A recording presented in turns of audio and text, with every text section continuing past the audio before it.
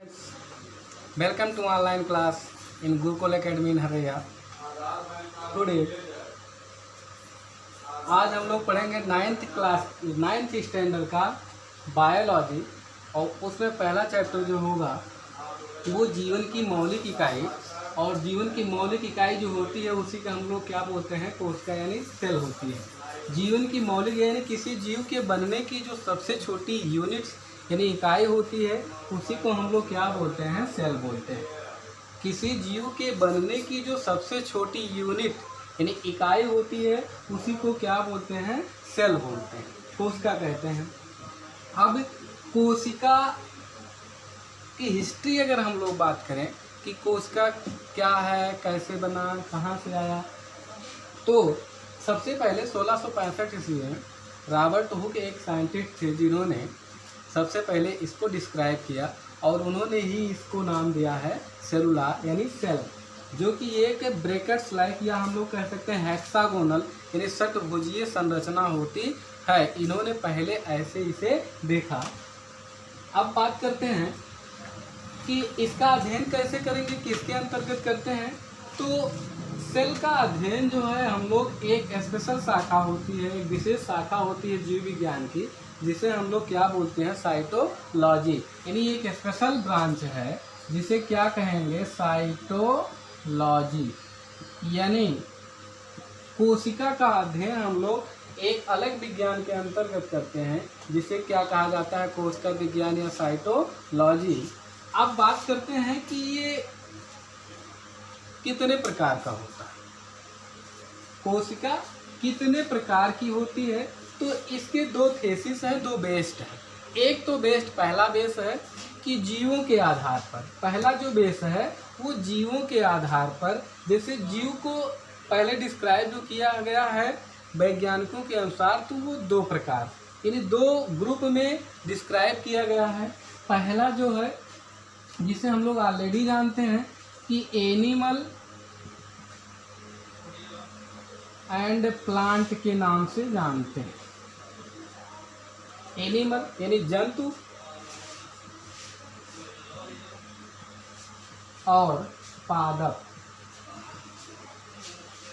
तो इस जंतु और पादप में मिलने वाली कोशिकाओं के आधार इनके आधार पर कोशिका दो प्रकार की होती है। यानी जीवों के आधार पर हम कह सकते हैं कि कोशिका दो प्रकार की होती है, एक जंतु कोशिका और एक पादप कोशिका यानी एनिमल सेल और प्लांट सेल।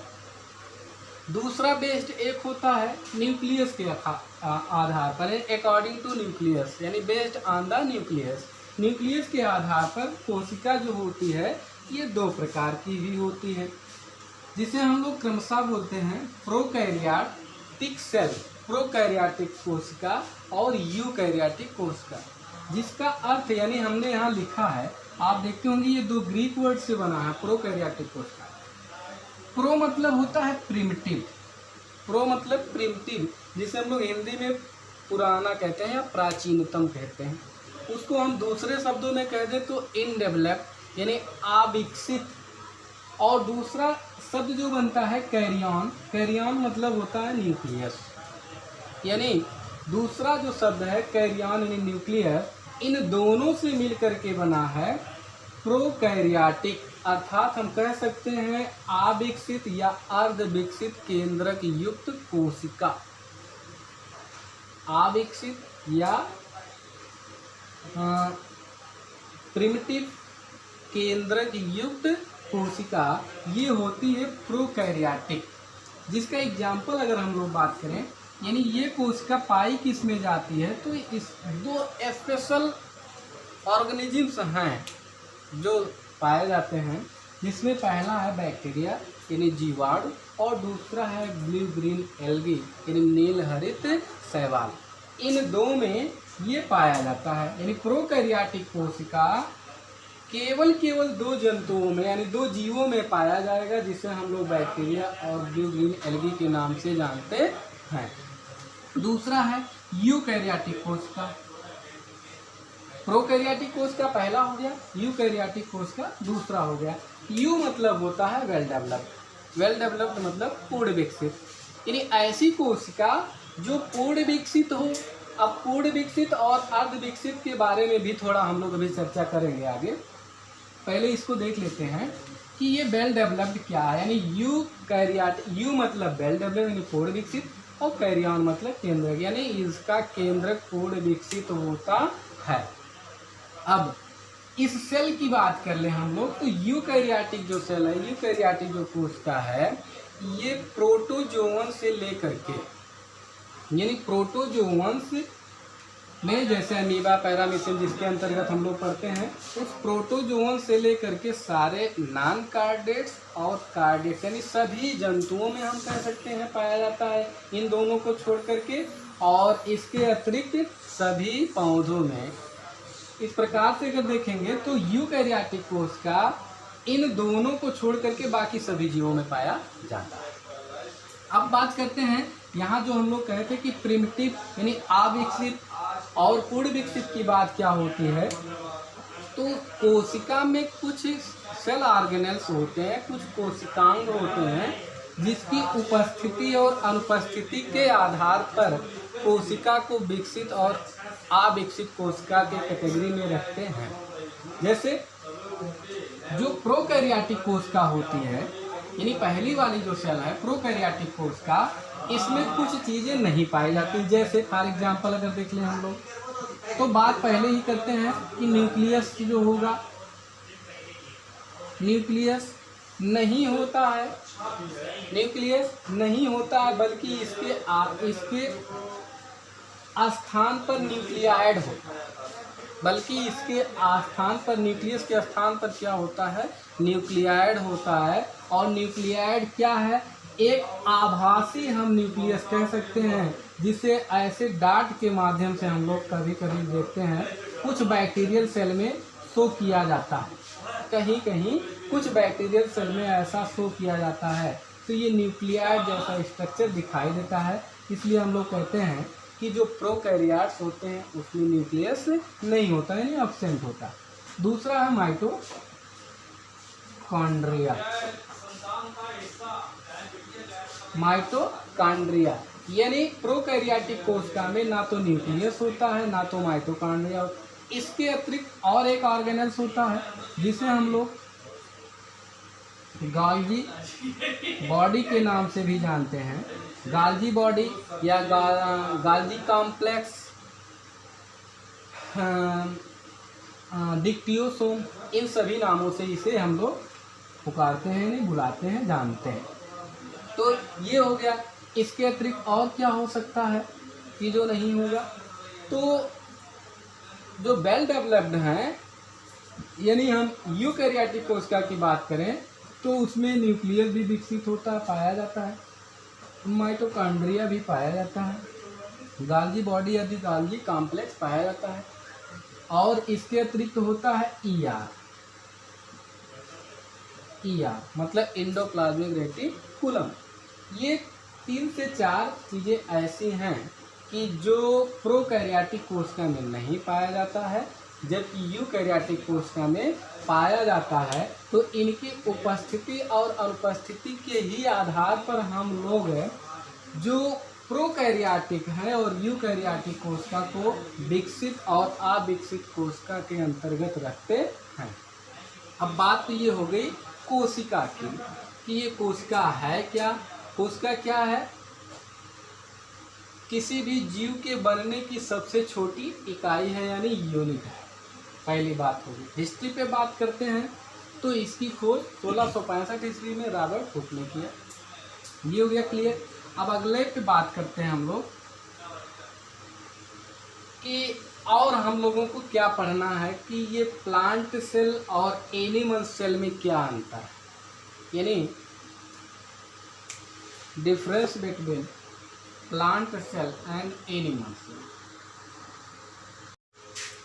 तो difference between animal cell and plant cell में हम लोग देखेंगे कि जंतु कोशिका और पादप कोशिका में अंतर क्या होता है।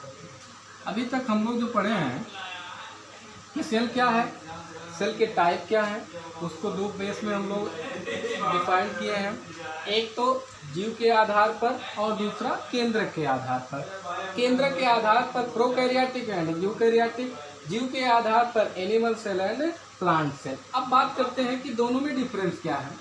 पहला जो है कि जो एनिमल सेल होता है इसमें सेल बॉडी नहीं होता या सेल वॉल हम कह सकते हैं, सेल वॉल अब्सेंट होता है और इसमें प्रेजेंट होता है। यानी प्लांट सेल में हम लोग बात करें तो क्या प्रेजेंट होता है, सेल वॉल, और क्या अब्सेंट होता है किस सेल में, सेल वॉल। किस में अब्सेंट होता है, एनिमल सेल में। दूसरा क्या है, इसमें प्लास्टिड अब्सेंट होता है।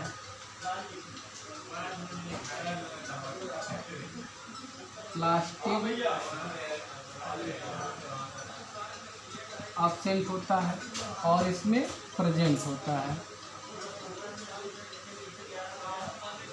यानी लवक, बात करते हैं लवक, यानी लवक इसमें नहीं पाया जाता है और इसमें लवक पाया जाता है। तो दो मुख्य अंतर है, दो मुख्य अंतर हैं। क्या नहीं होता, सेल वॉल इसमें नहीं होता और प्लास्टिड नहीं होता। इसमें सेल वॉल होता है और इसमें सेल वॉल होता है और क्या होता है, प्लास्टिड होता है। तीसरा अंतर क्या हो सकता है, ये सेल जो है हम कह सकते हैं हेट्रोट्रॉप्स होती हैं। हेट्रोट्रॉप्स होते हैं, हेट्रोट्रॉप्स मतलब होती है परपोषी, और ये क्या होती है, ऑटोट्रॉप्स होते हैं। ये कैसे होते हैं, ऑटोट्रॉप्स होते हैं, ये स्वपोषी होते हैं। अर्थात ये अपना भोजन, ये सेल अपना भोजन बनाते हैं और ये अपना भोजन नहीं बनाते हैं। तो ये तीन अंतर हो गया। और चौथा क्या हो सकता है, चौथा क्या हो सकता है एनिमल सेल में, इनके बनावट, इनके स्ट्रक्चर की जो हम बात करें तो इसमें क्या होता है, सेल मेम्ब्रेन होती है,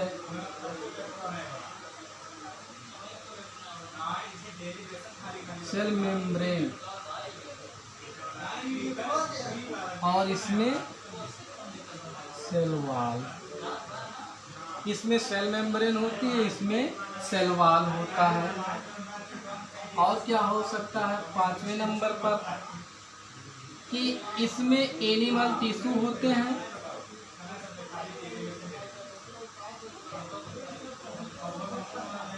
टिश्यू होते हैं, और इसमें प्लांट टिश्यू होते हैं। इस प्रकार से देखेंगे, मैंने 5 डिफरेंस लिख दिया, वो मोस्ट इम्पोर्टेंट है कि क्या क्या दोनों सेल में डिफरेंट है। क्या है, सेल वॉल, इसमें सेल वॉल नहीं होता बल्कि सेल वॉल के स्थान पे क्या होता है, सेल मेम्ब्रेन होती है, और इसमें सेल वॉल पाया जाता है, यानी प्रेजेंट होता है। ठीक, और क्या हो सकता है, तो बात ये होगी पूरे सेल की, एनिमल सेल और प्लांट सेल। अब अगले टॉपिक में जो हम लोग पढ़ेंगे वो सेल ऑर्गेनेल्स हैं, और सेल ऑर्गेनेल कोशिकांग, जिसे हम लोग कोशिकांग कहेंगे, तो ये हम लोग अगले वीडियो में पढ़ेंगे। इसके अगले वीडियो में यानी नेक्स्ट वीडियो में हम लोग पढ़ेंगे सेल ऑर्गेनेल से। तो इसी के साथ मोबाइल को विराम देते हैं। जय हिंद, जय भारत।